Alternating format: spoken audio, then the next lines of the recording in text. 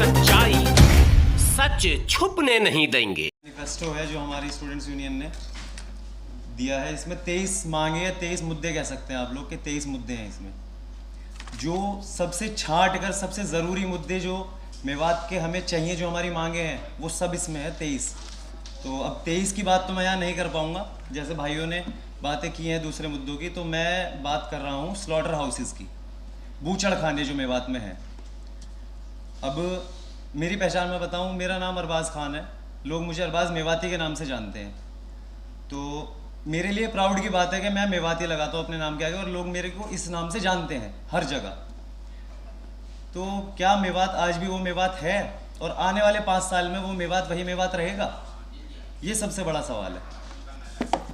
बूचड़ खाने की बात करें, सबसे पहला मुद्दा इसमें ये आता है कि स्मेल होती है बहुत ज़्यादा, दुर्गंध, बदबू।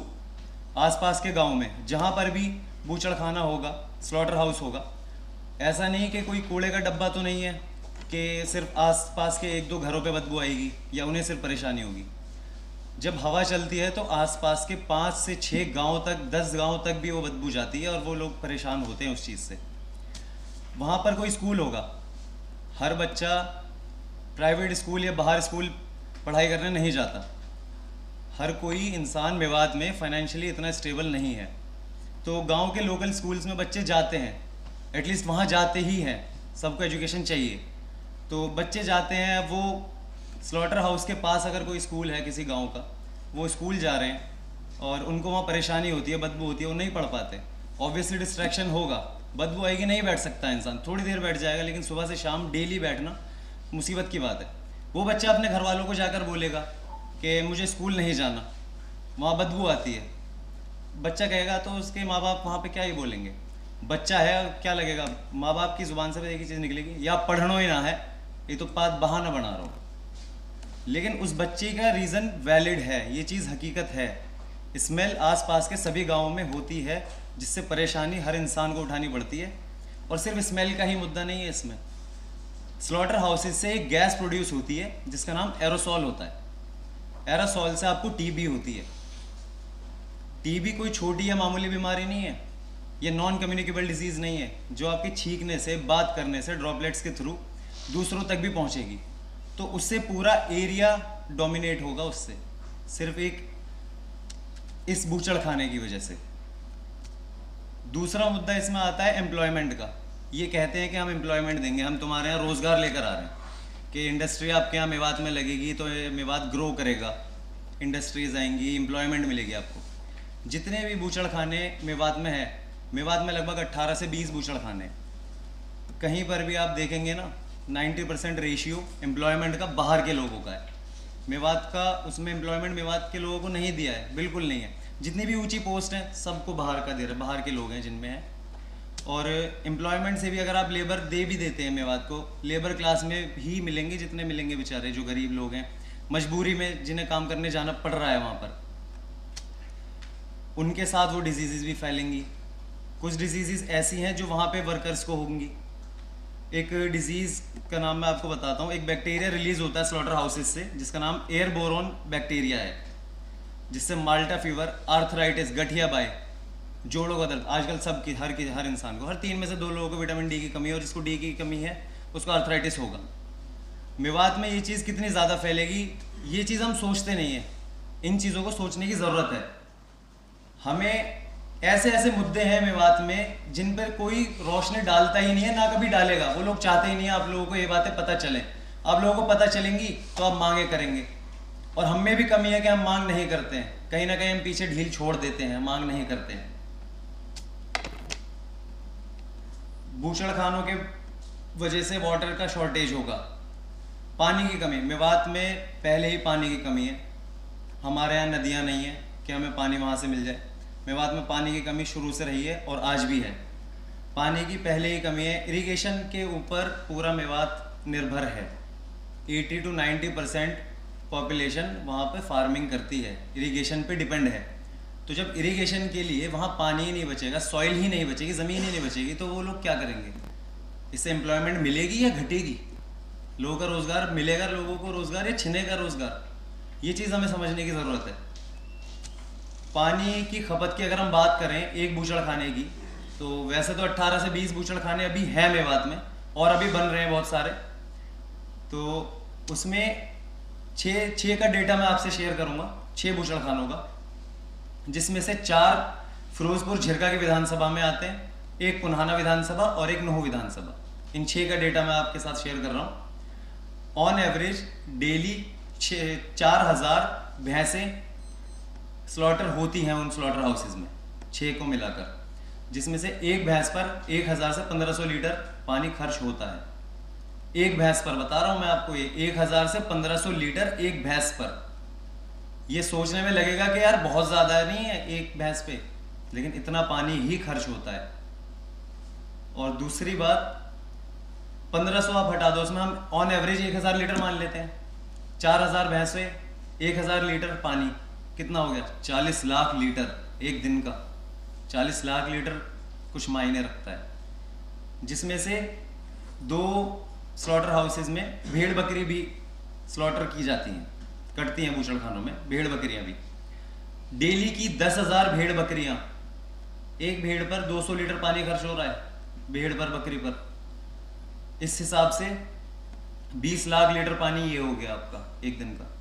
टोटल मिलाकर 6 के 6 बूचड़ खानों में 60 लाख लीटर पानी डेली का यूज हो रहा है। मेवात के पास पानी पहले ही नहीं है, ये 60 लाख लीटर पानी डेली अगर ये ले लेंगे तो पानी बचेगा कहाँ हम लोगों के पास? पानी नहीं बचेगा तो ज़मीन कहाँ बचेगी खेती करने के लिए, इरिगेशन के लिए? ये चीज़ें हम सोच नहीं रहे हैं, ये लेकिन बहुत ज़रूरी चीज़ें हैं। और हमारे नेता जो हैं, या हमारे नेता नहीं है, हमारी जो विधानसभाएं हैं, जो वहाँ से इलेक्शंस लड़ते हैं, हमारा कोई नेता नहीं है। हमारे लिए तो वो है जो हमारे लिए काम करे। हमारे लिए कोई पार्टी नहीं है, हमारे लिए काम करने वाला इंसान मैटर करता है। ये लोग अगर चाहें तो बूचड़ खाने रुक नहीं सकते, बिल्कुल रुक सकते हैं। लोगों को ये लगता है, मेवात के कम्युनिटी की भी दिक्कत है, इसमें कुछ कमियां हैं। जो लोग जब ये लैंड लेते हैं बूचड़ खाने के लिए, ज़मीन खरीदते हैं, तो ज़मीन के रेट से वो ज़्यादा पैसे मिलते हैं उनको, तो लोग उस लालच में दे भी देते हैं कि क्या ही हो रहा है, हमें तो पैसा आ रहा। ऐसा नहीं है, आप लोग ही ख़त्म हो रहे हो, अंदर ही अंदर खोखले होते जा रहे हो इन चीज़ों से। ये चीज़ समझने की ज़रूरत है और इस चीज़ समझनी पड़ेगी। जो पानी यूज़ किया इन्होंने 60 लाख लीटर डेली का, आप इसको भी हटा दो, चलो ठीक है।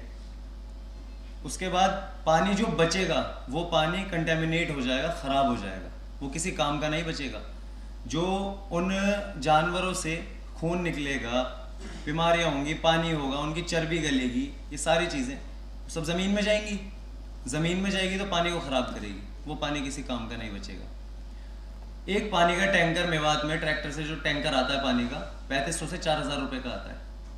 क्या हर इंसान के लिए वो पानी का टैंकर खरीदना है लायक? बेचारा खरीद सकता है? हर इंसान नहीं खरीद सकता। हर इंसान मेवात में फाइनेंशियली इतना स्टेबल नहीं है, तो उसके लिए उसकी ज़मीन का, जो उसकी ज़मीन है उसका पानी भी उसके लिए नसीब नहीं होगा, तो फिर क्या फ़ायदा उस ज़मीन का?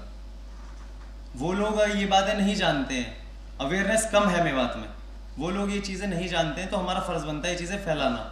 और विधानसभा चुनाव में जो इलेक्शंस में खड़े हैं नेता, जितने भी विधायक के लिए, हमारी उनसे मांग है कि वो ये स्लॉटर हाउसेज, ये बूचड़ खानों को बैन करें। हमें रेगुलेशंस नहीं चाहिए बिल्कुल भी कि हम इनको रेगुलेट करेंगे या इनमें अच्छे से काम होगा, हम ध्यान रखेंगे। कोई ध्यान नहीं रखता है। अभी वो कह देंगे, एक हफ्ता सब याद रखेंगे, 10 दिन याद रखेंगे, कोई याद नहीं रखेगा इसके बाद। हमें ये बिल्कुल बैन चाहिए। जितने बन चुके हैं वो बैन, और आगे बिल्कुल बैन के आगे किसी को लैंड भी नहीं दी जाएगी इस चीज़ के लिए मेवात में। और ये बूचड़ खाने कभी बनेंगे ही नहीं मेवात में। और सबसे मेन चीज़ ये भी है कि जहाँ बूचड़ खाना बनेगा उसके आसपास की ज़मीन के रेट गिर जाएंगे। ये लोग क्या मिथ देते हैं, कि क्या अफवाह बनाते हैं कि भाई इंडस्ट्री आएगी, आपकी लैंड डेवलप होगी, आपके रेट बढ़ेंगे ज़मीनों के। बूचड़ खाने के आसपास के गाँवों में इतनी बदबू है, तो जो बूचड़ खाने के बराबर वाला प्लॉट मान लो, आप खेत मान लो, उसमें कितनी बदबू होगी? क्या कोई स्कूल बनाना चाहेगा तो स्कूल बनाएगा? वहाँ बच्चे पढ़ने जाएंगे? किसी को वहाँ घर बनाना होगा, कोई घर बना सकता है वहाँ पर? नहीं बना सकता। तो जब उस ज़मीन को कोई खरीदेगा नहीं ना, तो उस ज़मीन के रेट गिरेंगे। एक बूचड़ खाने की वजह से आप ये सोचो कितनी जगह का रेट गिरेगा। इस वजह से हमारी मांग बस यही है कि ये इन बूचड़खानों को बैन किया जाए मेवात से बिल्कुल भी, और आगे भी कोई भी बूचड़खाना ना बने, इस पर रोक लगे।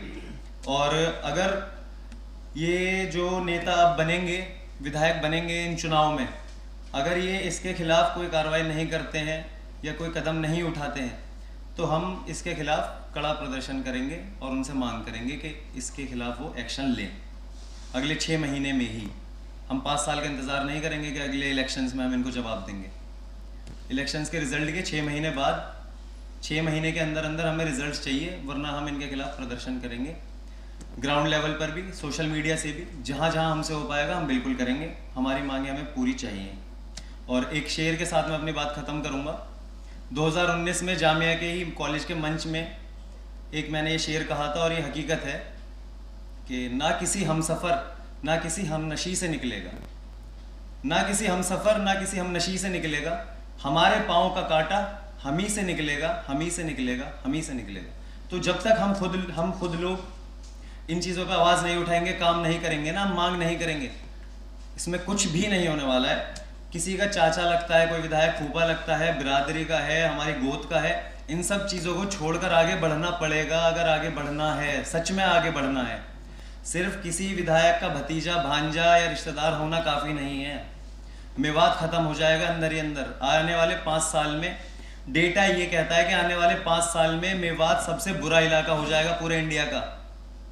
काला पानी की सज़ा जैसी मेवात की ज़िंदगी हो जाएगी। आप काला पानी की सज़ा समझते हैं, बहुत बहुत बुरी टैगलाइन मिली है, मतलब एक तरीके से आने वाले 5 साल में, सिर्फ 5 साल। तो अभी अगर इस पर रोक नहीं लगी तो बहुत बुरा हाल होने वाला है। इसलिए हम सबको आगे बढ़ना पड़ेगा, निकलना पड़ेगा। शुक्रिया।